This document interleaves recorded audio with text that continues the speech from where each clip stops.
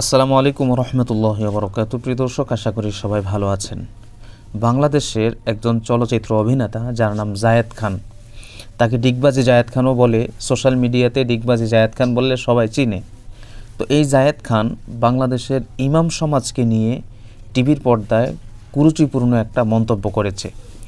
বাংলাদেশের ধর্মীয় নেতা, বাংলাদেশের হাজার হাজার মানুষের নামাজের ইমাম সাহেবদেরকে নিয়ে এই জায়েদ খান কুরুচিপূর্ণ মন্তব্য করেছে।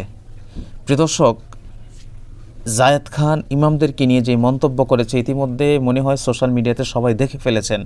যারা দেখেন নাই তারাও হয়তো দেখে ফেলবেন। তো এই জায়েদ খান ইমামদেরকে নিয়ে যে এত বড় একটা কুরুচিপূর্ণ মন্তব্য করেছে, এই মন্তব্যের কারণে সারা বাংলাদেশের যত ইমাম সমাজ আছে, যদি ইমাম সমাজ তার এই বক্তব্যের প্রতিবাদ না জানায়, তাহলে এদের মতো ছেঁচড়ে অভিনেতা সাধারণ লোকেরা দিন দিন ধর্মীয় বিশেষজ্ঞদেরকে, ধর্মীয় লোকদেরকে মন্তব্য করতে দ্বিধাবোধ করবে না। আজকে জায়েদ খান বলেছে, পরবর্তী আরেকদিন অন্য একজন খান বলবে, অন্য একজন বলবে। এভাবে তাদের বক্তব্য চলতেই থাকবে। ইসলামকে ঘায়েল করা বক্তব্য তারা দিতেই থাকবে। এদেরকে যদি এখন প্রতিহত না করা হয়, তারা ইসলামকে নিয়ে যেভাবে ষড়যন্ত্রে লিপ্ত হয়েছে, ইসলামের ধারক বাহক ওলামায়ে কেরামদেরকে নিয়ে যেভাবে মন্তব্য করা শুরু করে দিয়েছে, ভবিষ্যতে তারা বাংলাদেশের আলেম সমাজকে এর চাইতেও জঘন্য শব্দ ব্যবহার করে কথা বলবে। বাংলাদেশে চলচ্চিত্রের বাজারে একেবারে ধস নেমেছে। তার কারণ হচ্ছে মানুষ এখন ইসলাম প্রিয় হয়ে যাচ্ছে, সিনেমার দিকে মানুষ এখন ঝুঁকছে কম।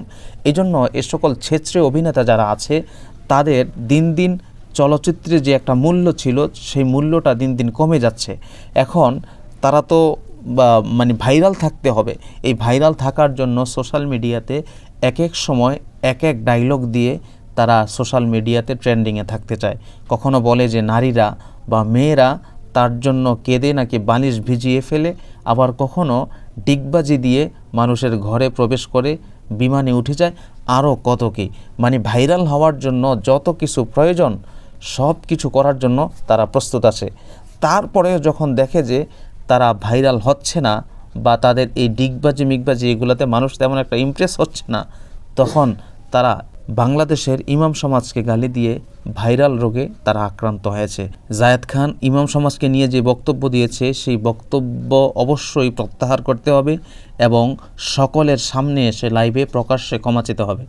বাংলাদেশের যত ইমাম সমাজ আছে, যত ইমাম আছে, এই ইমাম সাহেবগণ যদি এ সকল ছেঁচড়ে অভিনেতাদের বিরুদ্ধাচরণ না করে, প্রতিবাদ না করে তাদের এই বক্তব্যের, তাহলে দিন দিন তারা মাথায় উঠে যাবে এবং ভবিষ্যতে তারা এর চাইতে জঘন্য মন্তব্য করতেও দ্বিধাবোধ করবে না। এই জন্য সবাই জায়েদ খানের এ সকল কুরুচিপূর্ণ মন্তব্যের প্রতিবাদ করুন।